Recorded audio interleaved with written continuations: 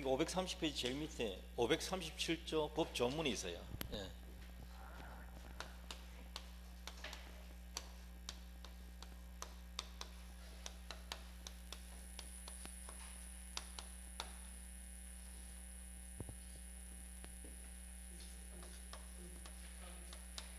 자, 갑소유 건물에 대해서 을과 매매 계약 체결했다. 그럼 전국적으로 갑은 소유권 이전 의무가 있죠. 매도인은 소유권 이전 의무.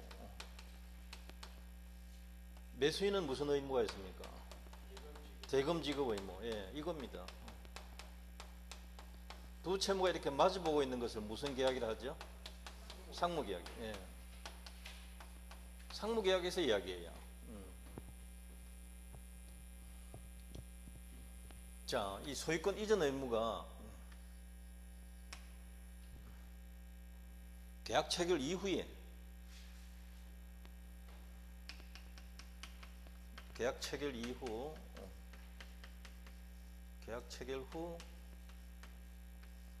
이전 등기 전에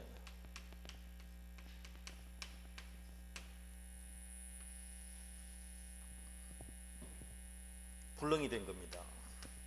이행 불능이 됐다.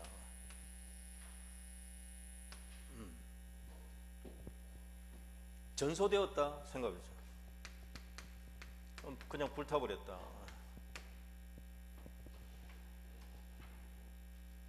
되시나요? 이걸 무슨 불능이라 합니까?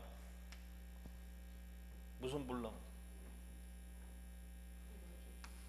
계약 체결 후 이전 등기 전에, 이행 전에 불능되는 걸 후발적 불능이에요. 꼭 기억하셔야 됩니다. 요거를 꼭 기억하셔야 돼요. 문제를 읽으면서 이걸 찾아내야 된다고요. 원시적 불능인지 후발적 불능인지 꼭 찾아내셔야 됩니다. 후발적 불능이다.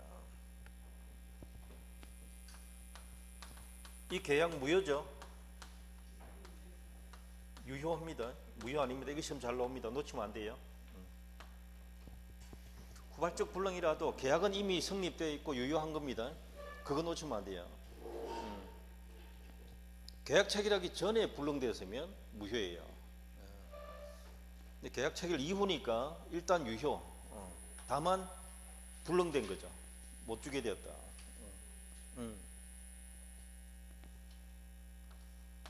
이러면 원인을 따져야 돼요. 원인을. 이게 왜 불능이 됐는가? 불탔기 때문에 못 주는 건 맞는데 원인이 뭔가? 불능 원인.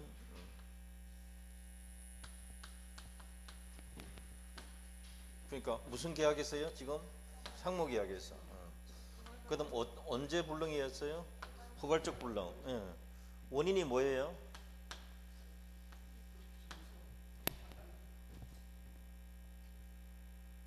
불탔다 결과고요. 원인이 뭐냐고요?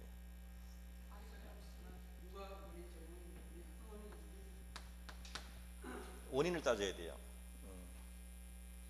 이 이행 불능이 무엇으로 인해서 이행 불능됐는가 그걸 따져야 된다고요. 자 봅니다. 채무자가 누굽니까? 그렇죠. 여기서는 매도인 갑입니다. 그거 놓치면 안 돼요. 채무자가 가장 중요합니다. 지금 건물 이전 의무니까, 소유권 이전 의무니까 매도인 갑이 채무자입니다. 채무자 잘못이다. 그래서 불능되었다. 이건 뭔가요? 이게 채무불이행입니다.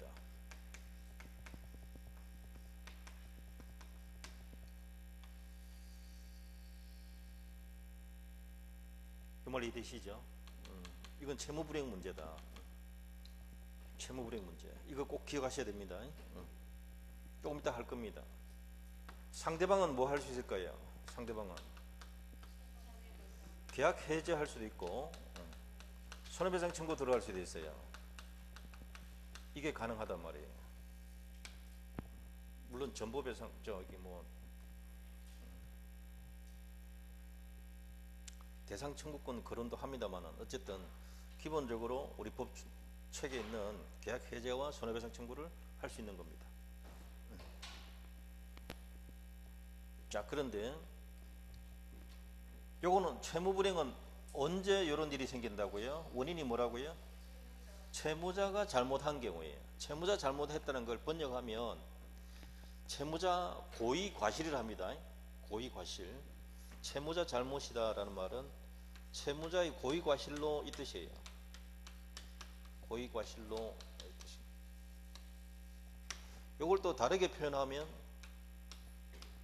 한자로는 채무자 기책 사유로 이렇게 말해요. 요렇게 시험 낸 적도 있고 요거 시험 낸 적도 있고 요거 시험 낸 적도 있고 다 시험 낸 겁니다. 그 뜻이 같은 거란 말이죠. 근데 건물이 이제 불탔는데 채무자 잘못이면 채무불이행이 되는데 채무자 잘못이 아닌 경우도 있거든요. 채무자 잘못이 아닌 경우도 있다.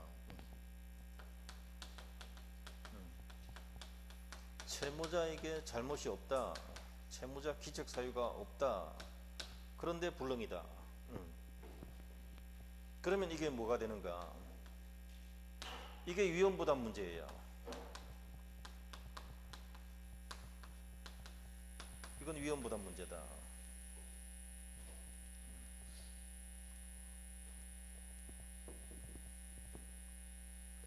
채무자 잘못이 있나 없나 이걸 꼭 짚고 넘어가셔야 돼요. 채무자 잘못이 있으면 무슨 문제라고요? 채무불이행. 예. 근데 이제 이번에 속초에 여러분 불난 거 아시죠? 가만 멀쩡하게 있다가 집에 불나는 거 있잖아요. 어떻게 산불이 나서 덮쳤는데 참 안 됐습니다. 예. 많은 사람들이 성금하고 가던데 모금하고 가던데. 그러면 그 거래 중이었던 집이 불타버렸다. 어떻게 할 거냐 이 말이에요. 산불로. 그 이야기예요. 자, 그러면 이제 위험부담 이걸 분석하면 이렇게 돼요. 위험부담. 위험부담은 일단 채무자 잘못이 있다 없다. 채무자 잘못이 없다. 그럼 이 두 가지가 있어요. 채무자 잘못이 없다는 것은 갑에게 잘못이 없다는 것은 갑을 둘 다 책임 없다 이런 경우가 있죠. 그게 이제 첫 번째입니다. 상방 기책 사유가 없다. 상방 기책 사유가 없다. 잘못이 없다. 금방 우리 이야기했잖아요. 산불로 인해서 전소되었다. 예를 들자면 지진도 있겠죠. 뭐 쓰나미도 있고요. 자연재해 다 들어갑니다. 지진도 시험 냈죠. 또 있습니다. 제3자가 방어하는 수가 있어요. 제3자 방어도 몇 번 출제했습니다. 그러면 이게 둘 다 갑이나 을에게는 잘못이 없는 케이스다 말이죠. 이렇게 이해하시면 됩니다. 이때 537조가 적용돼요. 이때 537조가 적용됩니다. 537조 법 제목 뭡니까 보세요. 채무자 위험부담주의. 제목 딱 그렇게 적혀 있죠. 530페이지 제일 밑에 보면 이렇게 채무자 위험부담주의.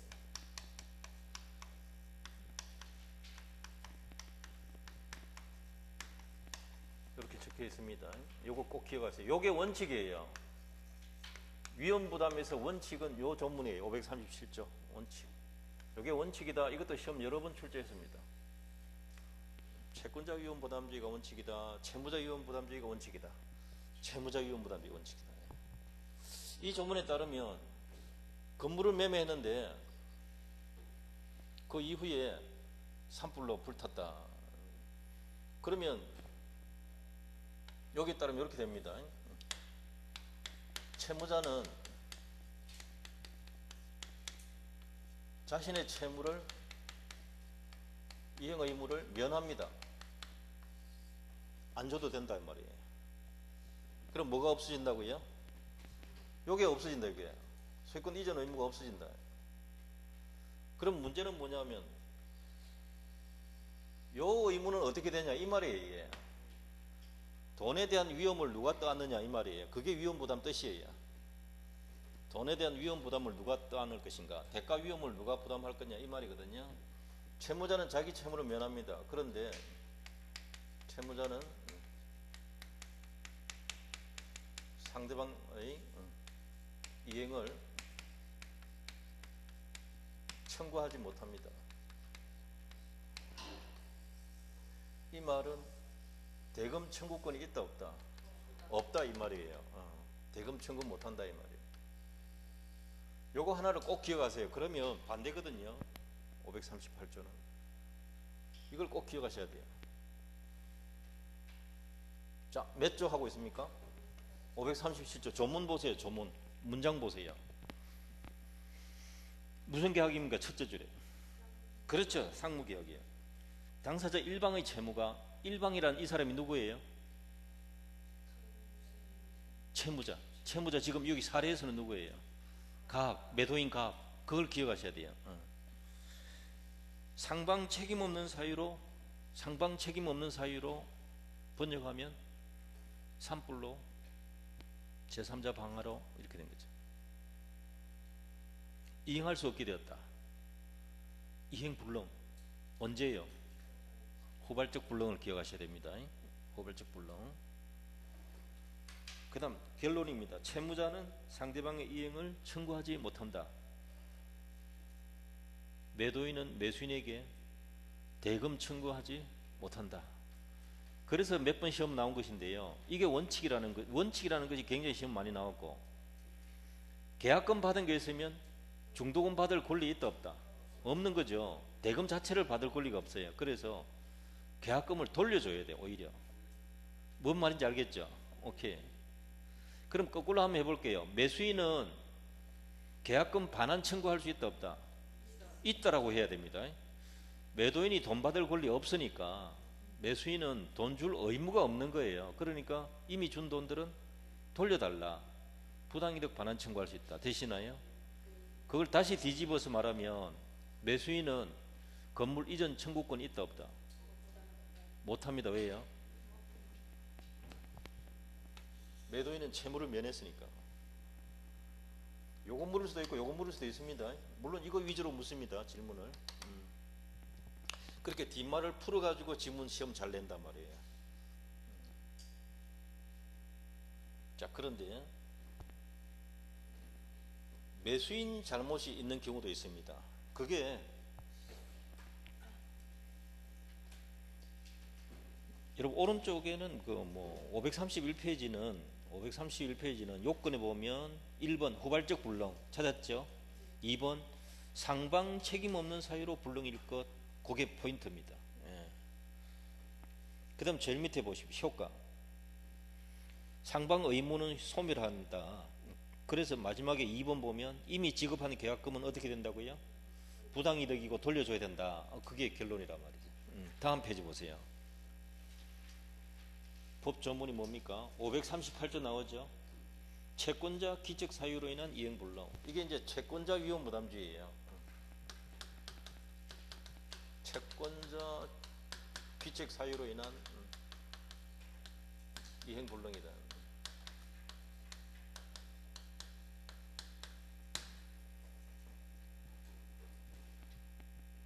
자, 소유권 이전에 관한 서류를 다 주고 했는데도 불구하고 을이 안 받고 있는 도중에 을이 수령 제재 중인데 산불로 불났다. 그럼 누가 책임져야 되나요? 누구 잘못이에요? 채권자 잘못이잖아요. 제때 받았으면 채무자가 책임질 리 없는데 채권자 잘못으로 결국은 이행 지체 중에 상방 책임 없는 사유로 불타도 마찬가지로 채권자가 처음부터 제때 안 받은 거다 이렇게 되는 거죠. 그래서 이 경우는 538조가 적용되어서 요거는 예외입니다. 채권자 위험 부담주의인데 요거는 이렇게 됩니다. 역시 채무자는 자신의 채무를 면한다. 안 줘도 된다. 그런데 채무자는 상대방의 이행을 청구할 수 있다. 되시나요? 어뢰의 잘못이니까 갑은 잔금까지 달라고 할 수 있다 이 말이죠. 요거만 다른 거예요. 요거 보세요. 결론만 하면 요거만 할 수 없다, 할 수 있다 요것밖에 없어요. 차이가. 근데 이것만 시험 내는 게 아니라 앞에 과정을 알아야 돼요. 여기서 자기 채무를 면함으로써 이익이 있으면 상대방에게 상환해야 된다. 왜냐하면 돈은 다 받을 거거든요. 여기서 남은 이익이 있으면, 안 준 데서 남은 이익이 있으면 돌려줘야 된다는 거죠. 요 조문에 있어요. 요거는 채권자 위험 부담주의, 요거는 채무자 위험 부담주의. 요게 원칙이고 요게 예외입니다. 근데 이것이 강행 규정일까요? 임의 규정일까요? 특약으로 이런 거 적용하지 말자 해도 돼요. 임의 규정이에요. 여기에 관한 특별한 특약이 없으면 이대로 적용하겠다 이 말이거든요. 중요한데 강행 규정이 아니고 임의 규정이다. 오케이. 그렇게 이해하시면 돼요.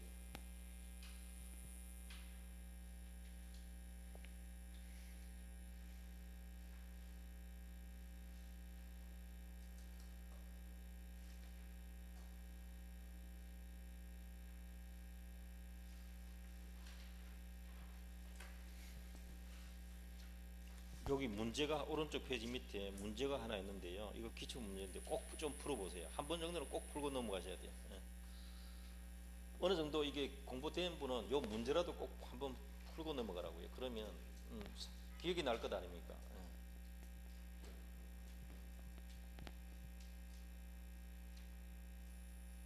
이게 아주 내용이 짧잖아요. 그런데도 불구하고 한 문제는 거의 꼭꼭 나오니까 공부를 꼭 해두셔야 됩니다. 자, 그 다음 페이지 보시면 534페이지인데요. 제3자를 위한 계약.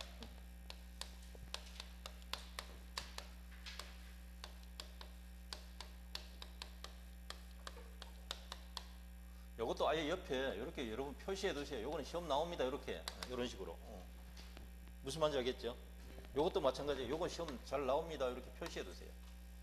내가 이거 딱 자기가 책 딱 넘기면서 보면 이거 시험 나오는 거구나 이렇게 알 수 있도록 표시해 두시라고. 그러면 복습할 때 이거라도 하나 보자. 이거라도 하나 보자. 이렇게 복습을 해야 돼. 복습은 해도 되는 겁니까? 안 해도 되는 겁니까?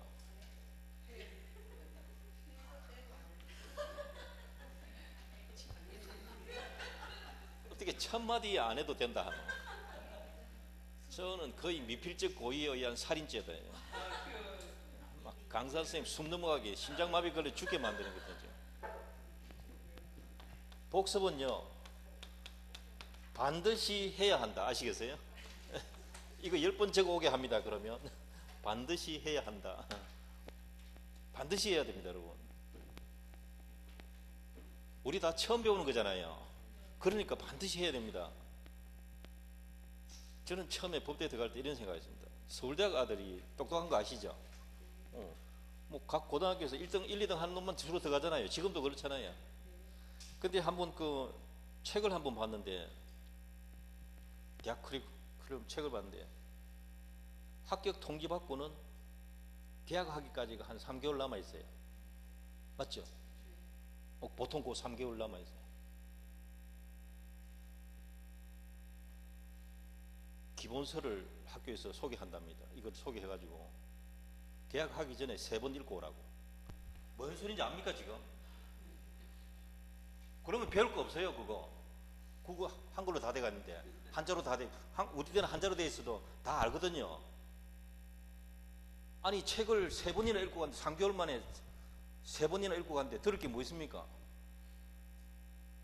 근데 복습을 안 한다고 처음 하시는 분들이 허파 뒤집어지는 거예요. 반드시 복습해야 돼요. 자기 걸로 소화해야 돼요. 자, 이건 제목이 뭡니까? 제3자를 위한 계약. 가장 쉽게 기억하십시오. 갑이 아파트 매도를 합니다. 을에게. 자, 대금 전부나 일부를 누구한테 주라고 하죠? 병에게 주기로 하자. 이렇게 지급하기로 약정하자. 이렇게 하면 돼요.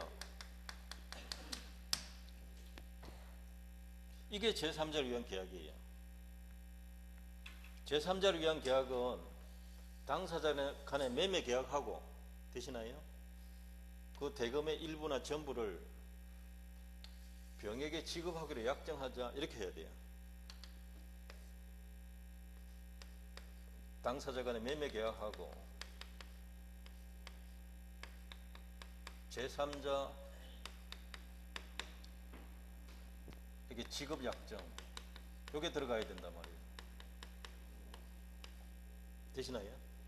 요까지가 성립 요건이에요. 성립.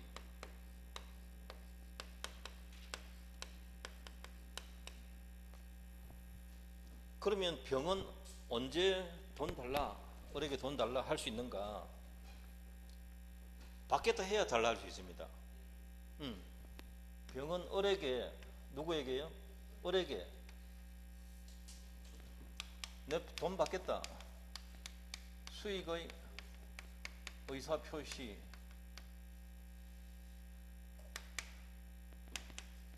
한때 이됩니까? 이러면 직접 청구권이 생긴다. 되시나요? 채권이 하나 생기는 겁니다. 새로운 채권이.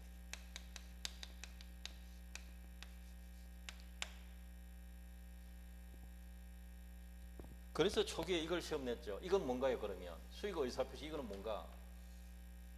성립 요건입니까? 아니잖아요. 성립 요건 여기서 이미 했잖아요. 여기 안 들어갑니다. 이거 구분하셔야 돼요. 수익 의사표시는 직접 받을 권리 생긴다 했죠.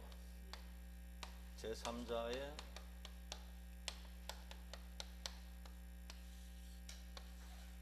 권리 발생 요건이다 말이에요. 효력 요건입니까? 성립 요건입니까?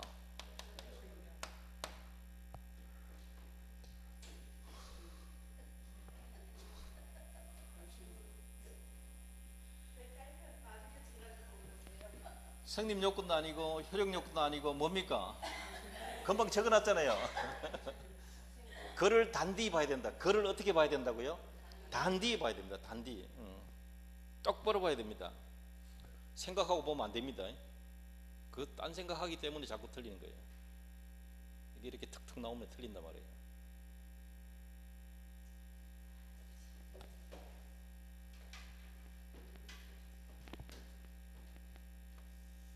요걸 처음에 딱 시험 몇 번 낸 겁니다. 아시겠어요? 몇 번 내고 난 뒤에 이제 별 재미가 없으니까 다른 거 자꾸 내는 거죠. 초점을 약간 바꾸어 가지고. 제3자를 위한 계약 당사자 누구예요? 이 계약 당사자, 이렇게 하자 하는 계약 당사자 갑과 을이에요. 제3자 병은 당사자 이다 아니다? 이 사람은 당사자 아닙니다. 이렇게 원한다고 요구한 사람이 누구예요? 이렇게 약속한 사람 누구예요? 요약자. 성약자가 아니고요. 낙약자. 낙약자. 그래서 대금 지급 의무가 이 사람한테 있죠. 받겠다 했으면. 그래서 이 사람을 법 전문에는 뭐라고 하는가 하면 낙약자란 말 쓰지 않고 채무자란 말을 쓰고 있어요. 이건 학술적 용어고요. 이 법률 용어는 채무자 이 사람이란 말이에요. 구분됩니까? 이 같은 사람입니다. 이 사람을 제3자라 하고 용어 꼭 익히 써야 돼요. 용어만 정확하면 안 틀립니다. 이 사람은 나중에 받을 사람이니까 수익자라 하는 거죠. 계약 당사자는 갑과 을이다. 이 갑을과의 관계를 무슨 관계라 합니까? 보상관계. 건물 이전 받으니까 돈 주는 거 아닙니까? 그죠? 돈 주는 이유가 건물 받는다는 것으로 보상된다. 이렇게 생각하시면 쉬워요. 보상관계 또는 다른 말로 하면 기본관계라고 해요. 기본관계. 여기서 항변권 행사할 수 있나요, 없나요? 건물 안 주면 돈 못 주겠다. 항변할 수 있다, 없다? 있다. 그것까지 시험 낸 거예요. 보상관계에서 발생한 항변권은 낙약자가 수익자에게 행사할 수 있다, 없다? 있다. 이렇게 말하는 거예요. 자꾸 연습하셔야 말이 빨리 기억납니다. 자주 안 보면 누군지 기억이 안 난다니까요. 여러분한테 익숙한 단어만 나오면 좋은데 거꾸로 문장을 만들어 놓으면 누가 누군지 헷갈리기 시작한단 말이에요. 그것까지 헤쳐나가려면 복습은 반드시 해야 된다. 반드시 복습해야 된다.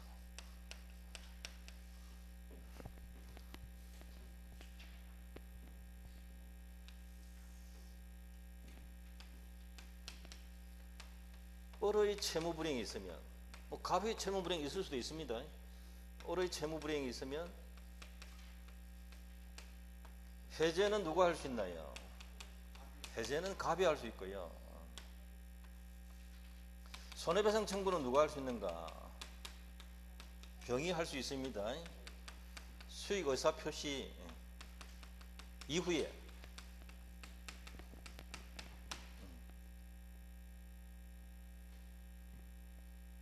그러니까 병은 해제할 수 있다, 없다? 병은 해제권 없습니다.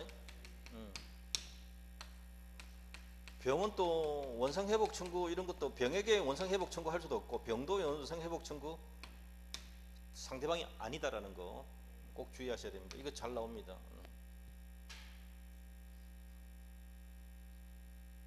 갑의 채무불이행이 있으면 을이 해제하면 됩니다. 그래서 너무 쉬워서 시험 잘 안 낸 거예요. 그거는 문제는 을이 채무불이행 했을 때 갑이 계약 해제할 수 있지만 병은 수익 의사표시 이후라면 직접 손해배상 청구할 수 있다는 거죠. 그걸 자꾸 시험 낸 거라고. 반대로 말하면 병은 해제는 못합니다 이 말이에요. 이런 관계를 자꾸 묻는 거예요. 그러니까 이걸 정확하게 기억해 두셔야 돼요. 자꾸 연습해 보셔야 돼요. 혼자서 자기한테 설명해야 돼요.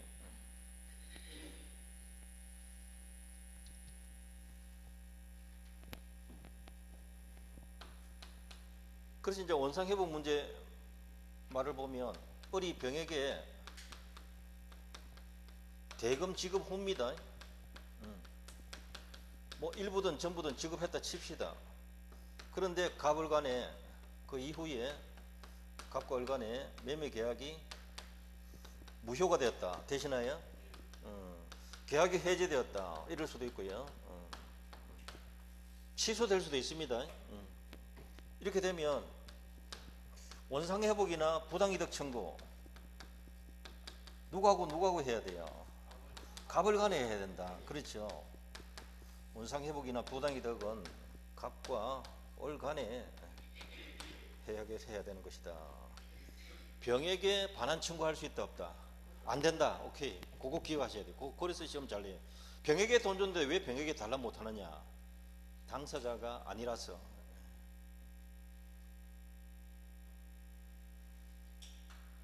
을이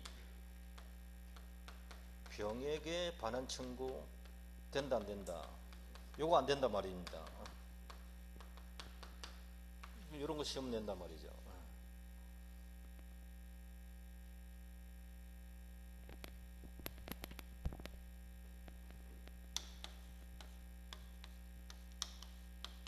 이 두 사람 관계는 뭐라고 할까요? 그렇죠. 누구하고 누구 사이입니까? 여역자와 수익자. 꼭 기억하셔야 됩니다. 이거 잘 냅니다. 지문 하나는 꼭꼭 만들어냅니다. 보면 가만히 분석해 보세요. 기출문제. 여러분 책 안에 있는 것도 기출문제 다 들어있거든요. 한번 잘 보세요. 이제 5월달 되면은 기출문제 속속들이 봐야 됩니다. 이제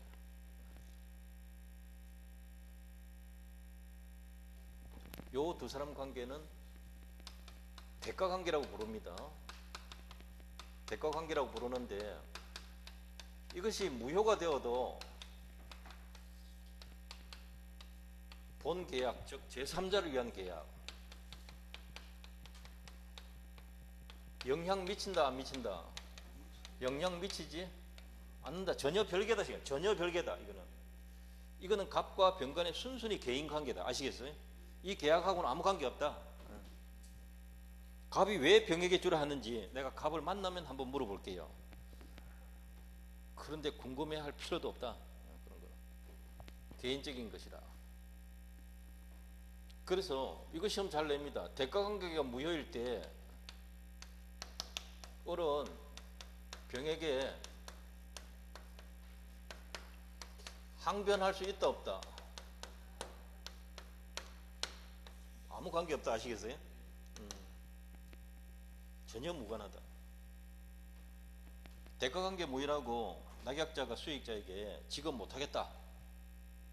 말도 안 된다 이 말이죠. 그럴 권리 없다 이 말. 되시죠? 을이 병에게 받을래 말래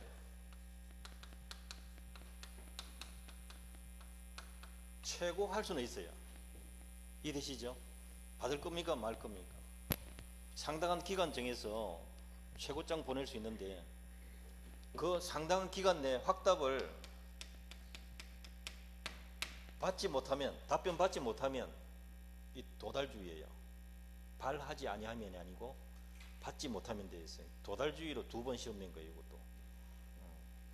그러면 그 다음에 또 뭔데? 결과는 어때요? 결과 최고했는데 답변이 없으면은, 그렇죠. 수익으로 보는 게 아니라 거절로 본다죠. 당연히. 요건 전문에 그대로 있습니다. 요것도 한번 봐두셔야 되죠.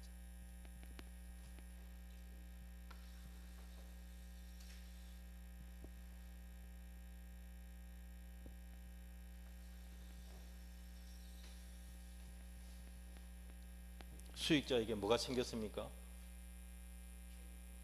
예, 채권이, 새로운 채권이 하나 생겨야 돼요. 새로운 권리가 하나 생겨야 된다.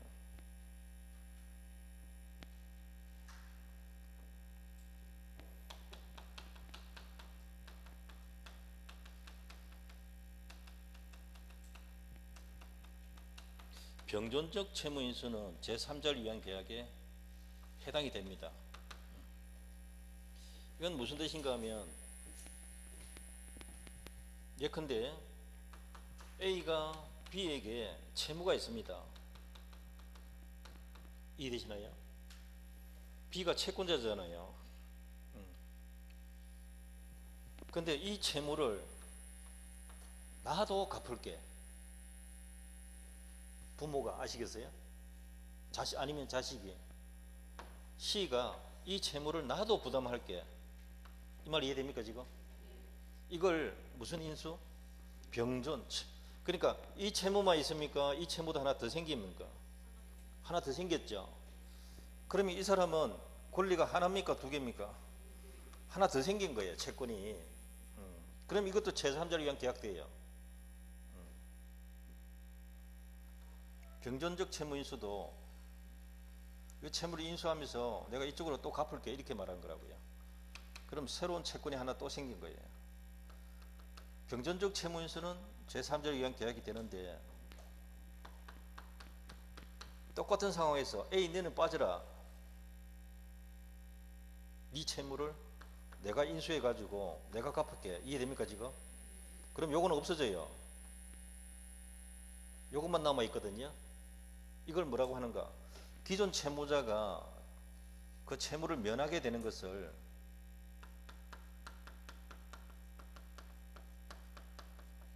면책적, 이해되시죠? 책임 면한다 이 뜻이.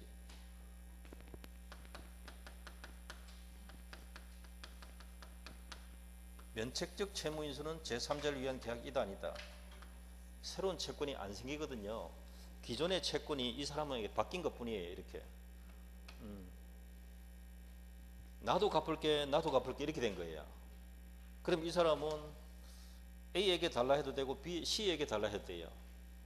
어쨌든 하나 행사할 수 있는 거고요. 요거는 이쪽으로만 행사해야 돼요. 기존 채권이 그대로 온 겁니다. 채무자만 바뀐 것 뿐이에요. 이거는 채무자가 한 사람 더 늘은 거예요. 됩니까? 이거는 1+1이고 요거는 원래 채무가 그대로 있는 거예요. 이거는 제3자를 위한 계약인데 이거는 해당 없다는 거예요. 이런 용어를 처음 들으니까 한번 들어놔 두시면 되는 겁니다. 시험 거의 반드시 나오는 자리입니다. 이번 시간에 몇 문제였습니까? 2문제 벌써. 결석하면 5점 날라갑니다. 그죠? 요거 꼭 연습하셔야 돼요. 자, 오른쪽 페이지 한번 보세요. 535페이지 1번 제3자를 위한 계약이란 찾았나요? 법 조문은 꼭 읽으셔야 되고요. 계약은 당사자끼리 체결하고 가불간회하고 수익은 당사자 아닌 제3자로 하여금 직접 권리 취득하게 하는 걸 목적으로 하는 계약이다. 계약 요청한 사람을 요역자, 승낙한 사람을 낙역자, 수익 받을 사람 즉 제3자를 수익자로 한다. 이렇게 하시면 됩니다. 그 밑에 보시면 2번 병존적 채무인수는 제3자를 위한 계약이다 아니다. 이다라고 제목되어 있죠. 그게 병존적이나 그 동그라미 2번에 중첩적이나 같은 말이에요. 병존적, 중첩적 같은 말이에요. 중복된다 이 말이에요. 근데 1번에 면책적은 된다 안 된다. 아니더라 했잖아요 금방. 예, 그렇게 이해하시면 되는 거예요. 이행인수도 해당 없습니다. 여기 되는 거는 중첩적 그거 하나만 됩니다. 그 다음에 2번에 수익자가 현존해야 되는가. 갈로에가 태아라고 적어두세요. 이 계약할 때 아직 출생 안 해도 된다. 나중에 태어나서 수익 의사 표시해도 됩니다. 이거 2번 정도 시험 냈고요. 그 다음에 3번 제3자에게 권리뿐만 아니라 의무를 부담하게 하는 계약도 가능하다. 그런데 의무 부담이라는 단어를 기억하지 마시고요. 다음 페이지 보세요.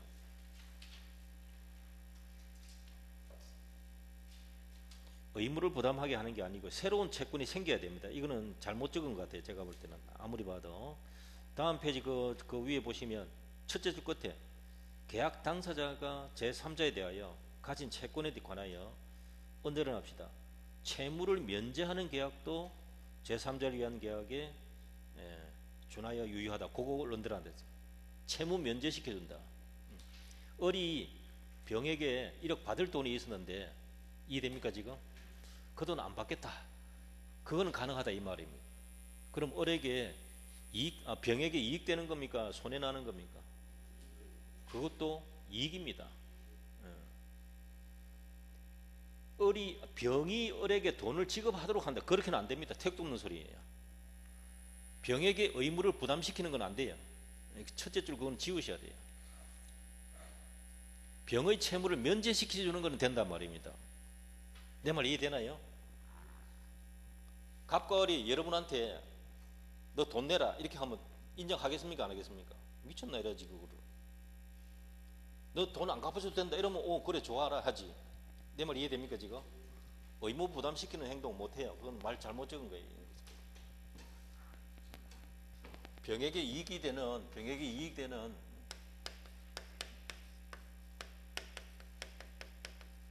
병이 을에게 돈 갚을 게 있는데 이것을 면제시켜 주는 거 요거 이익이잖아요. 요것도 된다 이 말입니다. 을이 병에게 너 안 갚아도 돼 이렇게 면제시켜 주는 거 된다 이 말입니다. 오케이 이렇게 할 수도 있다 말이죠. 자, 그 밑에 푸른색 1번 요약자 낙약자 사이 관계는 무슨 관계? 기본관계, 보상관계 같은 말이고요. 그 밑에 1번 계약에 기한 항변권 동그라미 1번 봅니다. 낙약자는 기본관계에 기한 항변 사유로 제3자에게 대항할 수 있다 없다. 이 선이 빼버리세요. 선이 악이 상관없는 거거든요. 그 자리가 쓸데없는 거 갖다 넣어놓은 거라고요. 선이라도 대항할 수 있다 이렇게 하면 가능한 말인데 어쨌든 제3자에게 무조건 대항할 수 있습니다.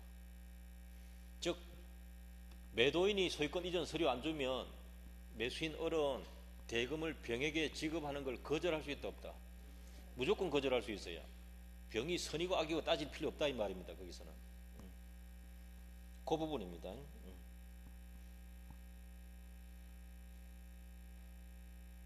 그 다음에 동그라미 4번 보세요. 기본 관계가 무효이거나 취소되었다. 찾았나요?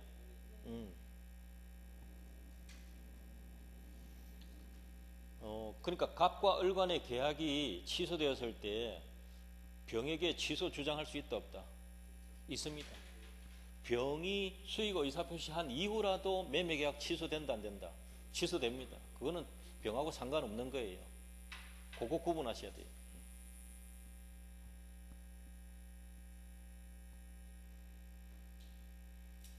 여기서 의미가 있는 것은 그 첫째 줄에 보시면 첫째, 셋째 줄 보시면 제3자를 위한 계약이 허위 표시로서 무효다, 통정 무효다 이랬을 때 수익자는 108조 2항에서 말하는 선의 제3자로 보호되는가?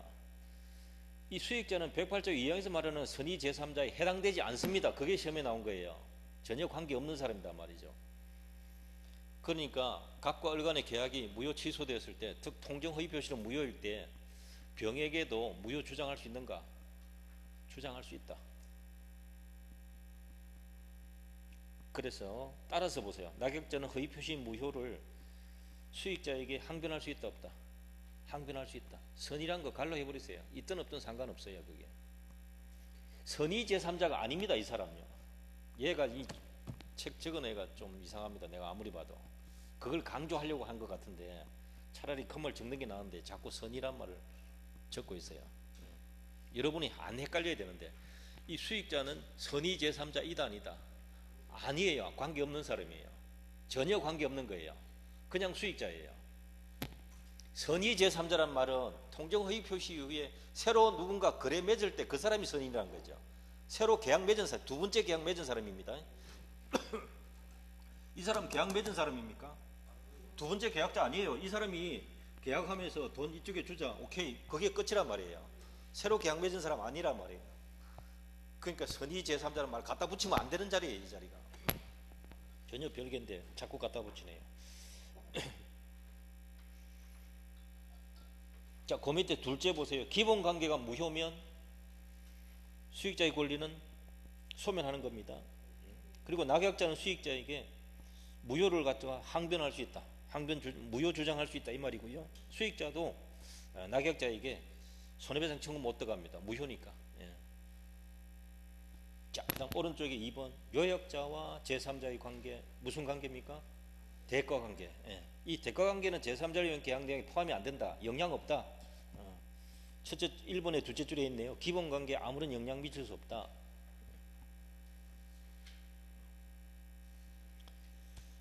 그러니까 갑과 병과의 관계가 무효가 되더라도 병이 을에게 청구했을 때 을은 대금 지급을 거절할 수 있다 없다?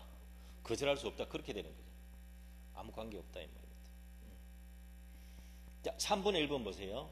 수익의 사표시는 이 본 계약 성립 요건입니까? 효력 발생 요건입니까? 아닙니다. 그거 효력 발생 요건 아닙니다. 잘못 적었죠. 보세요. 여기 있잖아요. 이 계약의 성립 요건도 아니고 효력 요건도 아니란 말이에요. 뭡니까 이게? 권리, 내가 달라고 요구할 수 있는 권리가 하나 생기는 거예요. 효력 발생 요건이 아니고 권리 발생 요건이.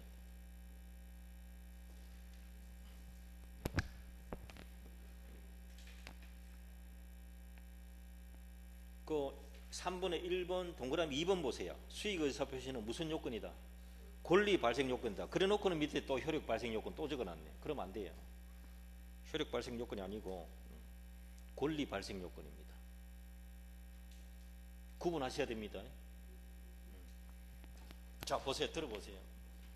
이 사람이 받는다 안 받는다 하기도 전에 이 두 사람이 계약하고 이쪽에 지급하기로 하자 이렇게 해놨잖아요.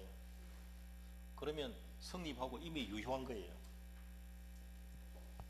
내 말 이해됩니까? 성립하고 이미 유효한 상태고 병이 돈 달라고 하려면 뭐 해야 된다? 받겠다 의사표시를 해서 해야 된다. 그럼 이 받겠다 의사표시는 성립 요건입니까? 효력 요건입니까? 권리 발생 요건입니까? 권리 발생이 다릅니다. 세 가지입니다. 두 가지가 아니고 세 가지란 말이에요. 성립 요건 아니고 효력 요건 아니고 권리 발생 요건이다 이 말이에요. 제3자의 권리 발생 요건이다. 본 계약의 효력 발생 요건 아닙니다. 그거 단어 구분해야 돼요.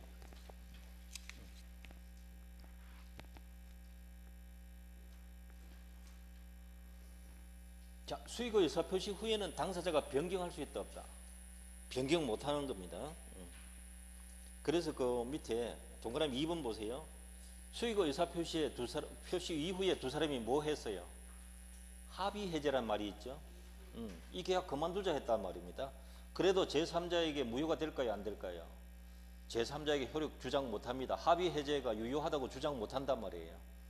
제3자에게는 그대로 이행해야 된다. 갑을 간에 합의 해제해도 병에게는 대항 못한다 이 말입니다. 그걸 시험 낸 거예요. 그럼 3번 수익 의사 표시해도 그 이후라도 갑과 을은 취소 사유가 있으면 취소할 수 있다 없다? 있다. 이때 병 동의 받아야 된다 안 받아도 된다? 안 받아도 됩니다. 오케이. 거기까지. 계약은 누가 했길래? 갑과 을. 예. 오케이. 잘했습니다. 다음 페이지 보십시오. 누가 채무 불이행했습니까? 3번. 낙약자 누구예요? 을. 머릿속에 기억하셔야 돼요. 낙약자 빨리 떠올려야 돼요. 을의 채무. 을이 대금을 안 준다요. 그러면 1번. 수익자는 해제권이 있다 없다? 없다. 오케이. 손해배상 청구는 할 수 있다 했습니다. 그걸 주의하셔야 되고요. 그 다음에 그럼 해제는 누가 할 수 있습니까? 갑이 해제할 수 있죠. 동그라미 2번의 셋째 줄 보세요. 해제할 때 수익자 동의 받아야 됩니까? 수익자 동의 없이 해제할 수 있습니까? 동의 없이 누가요? 갑이. 오케이. 요약자가. 그게 중요합니다. 주어가 빠졌네요. 그 다음에 3번 수익자는 뭐는 할 수 있다? 해제는 못해도 손해배상 청구는 할 수 있다. 오케이. 꼭 기억해 두셔야 돼요. 자, 4번 낙약자가 즉 을이 수익자에게 이미 지급한 대금 부당이득 반환 청구할 수 있다 없다? 이건 무슨 뜻이겠어요? 그 밑에 첫째 줄 끝에 보시면 대금 지급 후에 기본관계가 해제 무효되었다. 언더라인해주세요. 해제 무효. 이 두 개 다 시험 냈어요. 해제도 시험 냈고 무효. 돈 주고 난 뒤에 계약이 해제되었다. 그러면 원상 회복해야 될 거 아니에요? 누구한테 달라고 해야 되는가? 갑한테 달라 해야 돼. 병에게 달라 하지 못한다. 그것 뜻이거든요. 병에게 원상 회복이나 부당이득 반환 청구할 수 없다. 그겁니다. 자, 오른쪽 페이지 문제 하나 있죠. 25회 문제라도 꼭 좀 읽어 두시기 바랍니다. 자, 거기까지.